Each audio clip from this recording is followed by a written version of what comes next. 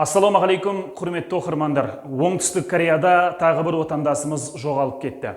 Қазақстан Республикасы Астана қаласының тұрғыны 1999 жылы дүниеге келген Жасұлан Низамға Оңтүстік Корея аумағы бойынша іздеу саламыз.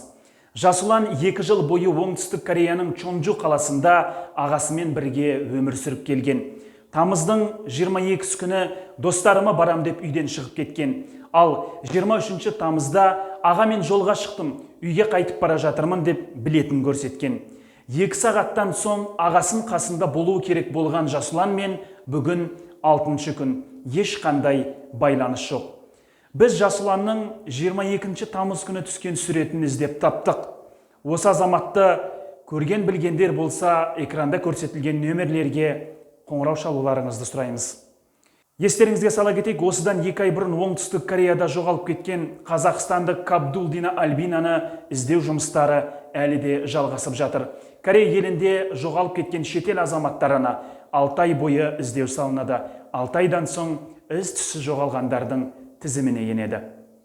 Ауырмаңыздар, жоғалмаңыздар, жақындарыңызды жылатпаңыздар. Самат Ахметов, Корея жаңалықтары.